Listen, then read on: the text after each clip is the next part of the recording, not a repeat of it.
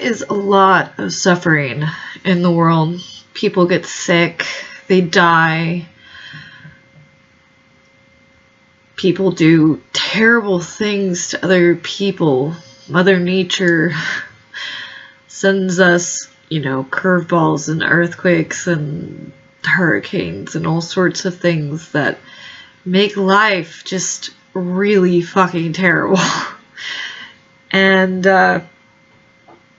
you know, so you ask yourself, what the fuck is the point to all this? Why is life worth living? And, you know, what makes life worth living? And, you know, my answer is nothing. Nothing makes life worth living. No things can make life worth living. There's nothing on this planet, you know, in the material world that really makes life worth living. Now, isn't that really pessimistic? Isn't that really nihilistic? Fuck no. No, because that's the thing. Your whole experience of your existence, you control the narrative in your head. Every single person in the world perceives the world in a different way. And so it's not that other things or other people or anything like that actually makes life worth living. You make life living for yourself. Okay? You don't have to be miserable. Being miserable is a choice. Okay? Some of us need medication like I do. Some of us just need a change of perspective, and some of us need to work out, you know, 2 hours a day, 7 days a week, which that would be miserable if I was like that. But the deal is that you make life worth living for yourself. Nobody else does it. You know, we each have to find our individual path and our individual goals and stuff like that. I'm still figuring my shit out, right? But the thing is that everybody should be figuring their shit out for themselves. You're the only one who can make your life worth living. I think, you know, you look back in time, there's a lot of traditions that we take part in. And why do we take part in these traditions? One of the reasons is it makes life worth living for us, you know, your perceptions. Okay, I don't know about you, but I love Christmas time, right? There's just, maybe this is just a holdover from my childhood, but there's something kind of magical about that time of year, or at least I feel like there is. And it's this wonderful time of year where the whole family gets together and everybody's opening up presents and everybody's just happy, and except for, you know, big sister who's up in her room crying because she got literally everything that she asked for and wasn't surprised. Anyway,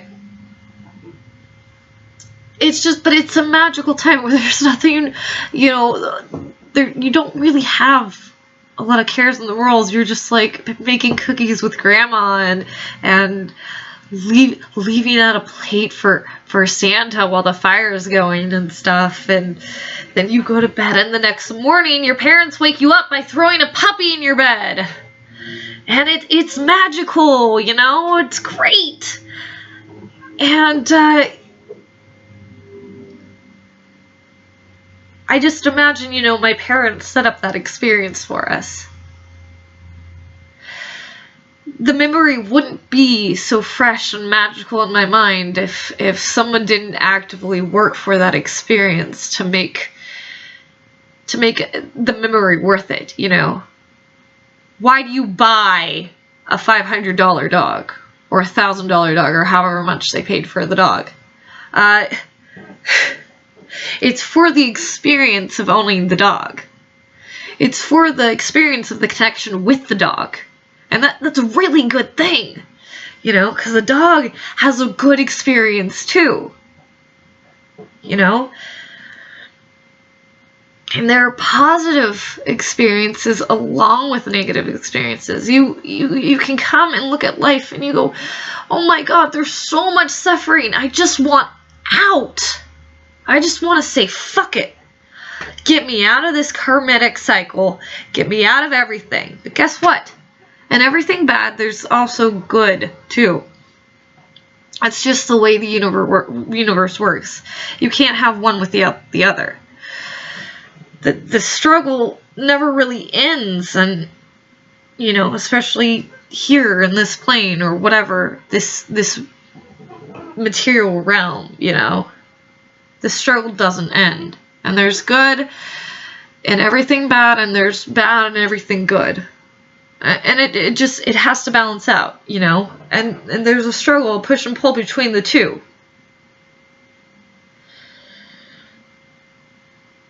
So, keeping that in mind, what can you do to make your life worth living?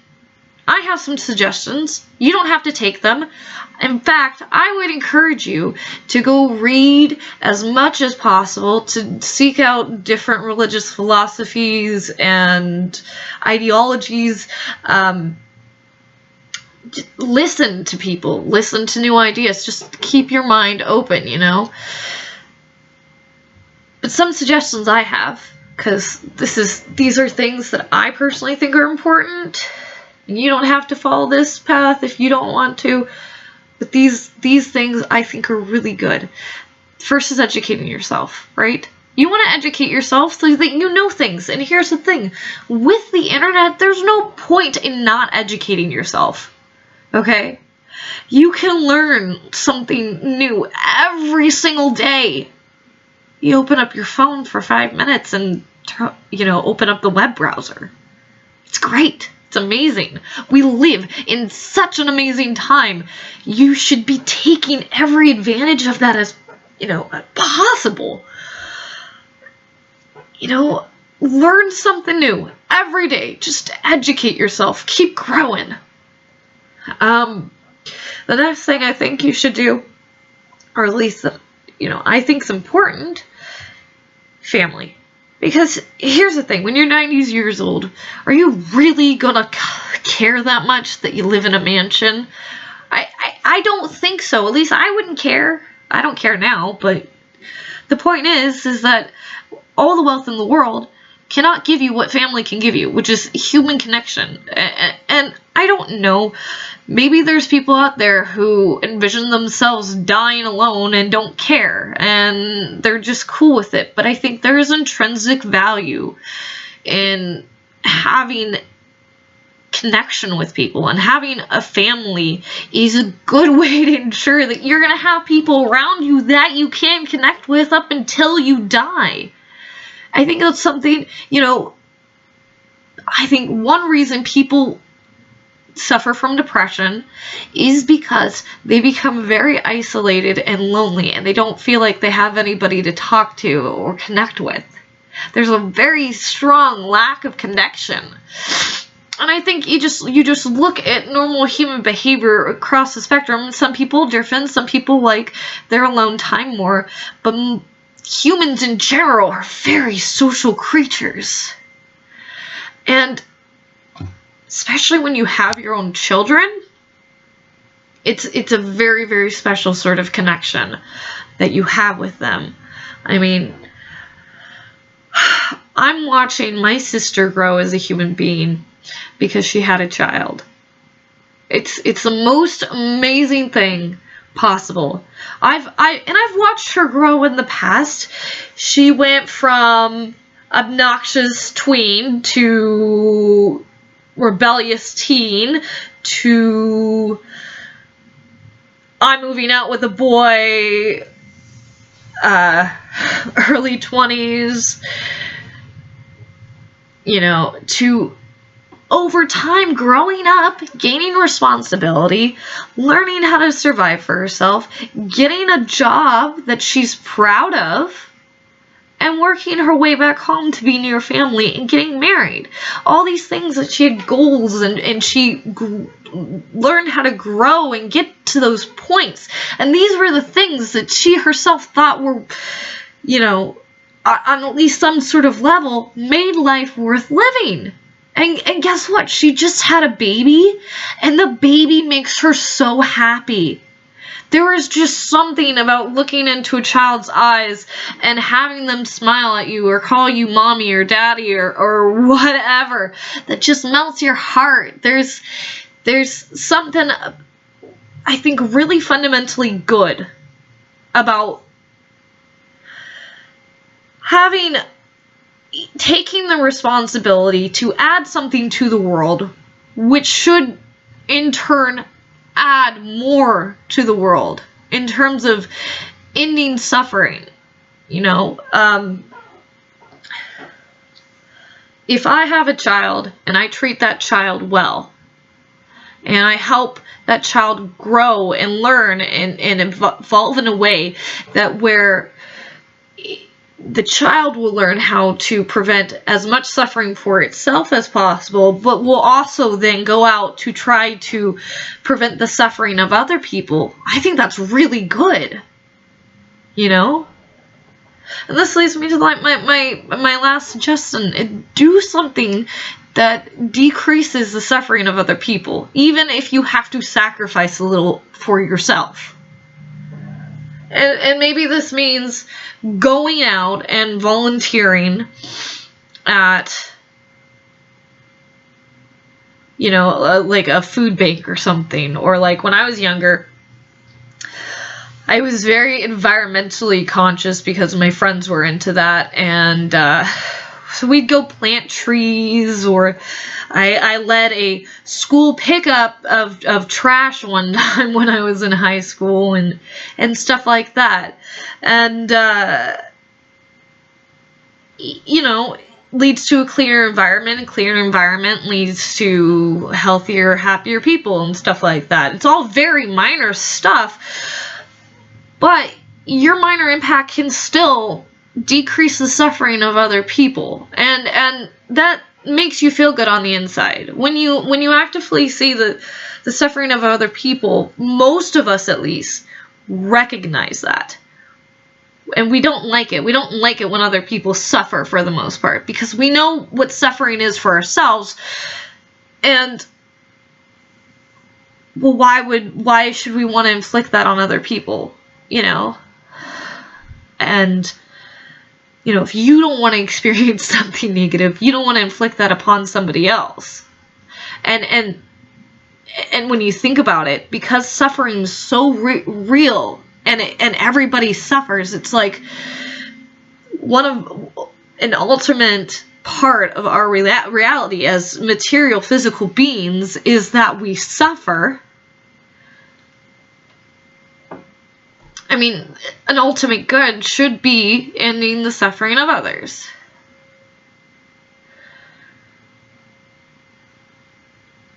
And there's lots of ways that you can go about this. This is, and it doesn't have to be your entire life. You can have other goals like, gaining material wealth, I guess, if you want that.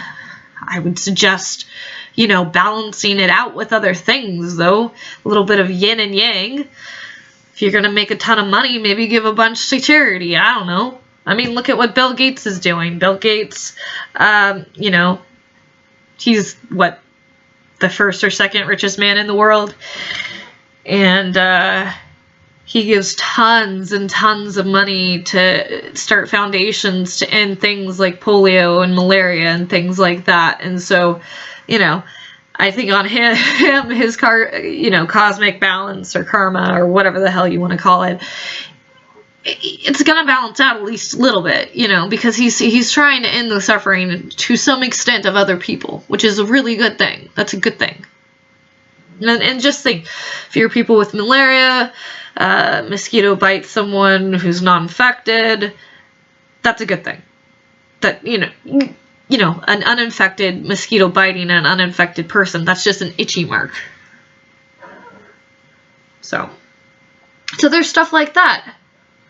And you have to find your own path. And no one can tell you what to do specifically. These are just suggestions, ideas, things that for other people have worked really well in terms of making their life worth living.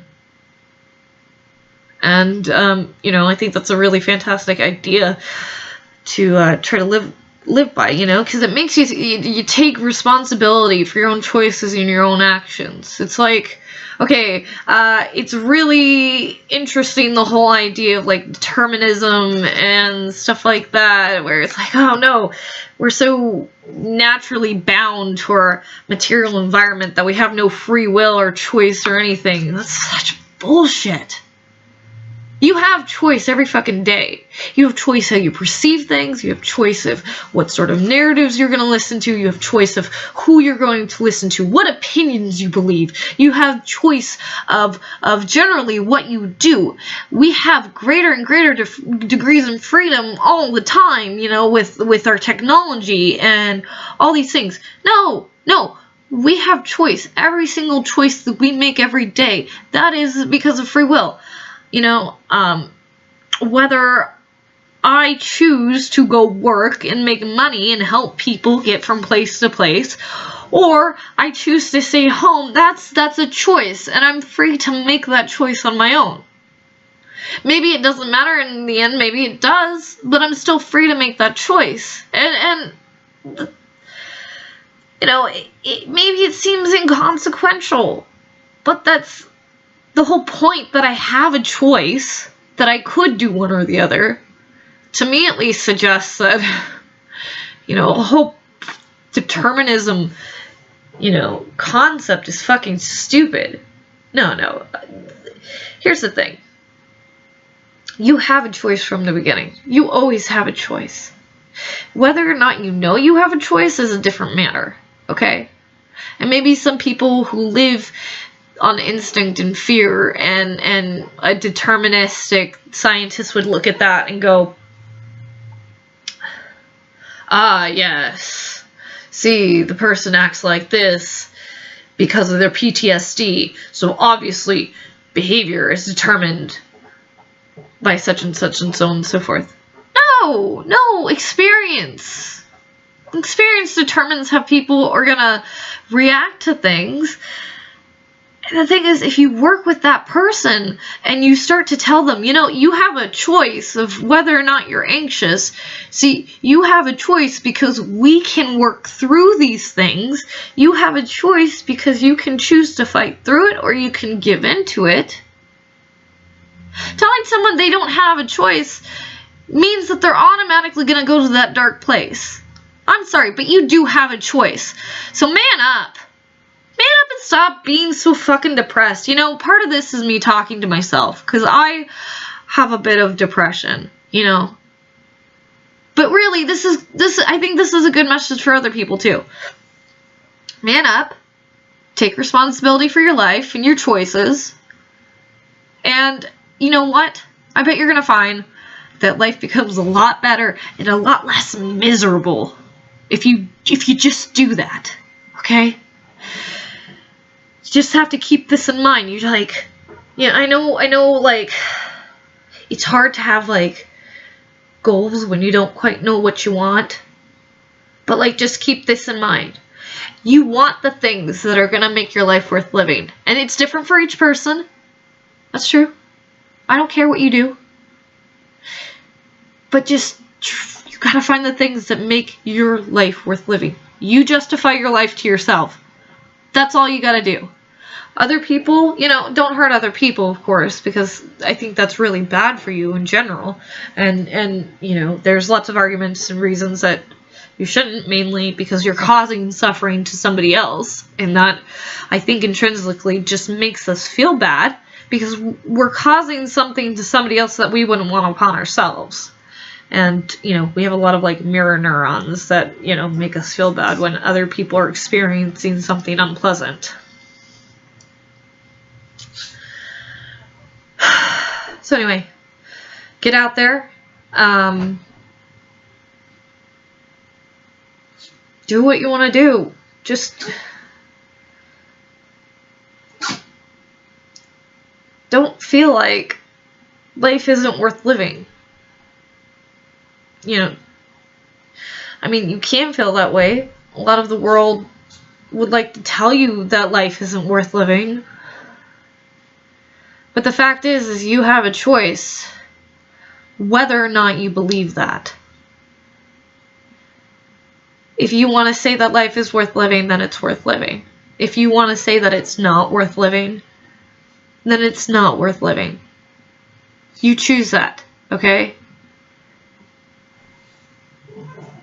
I hope you all have a fantastic Memorial Day weekend, and that you get out and enjoy some fun in the sun and all that good stuff.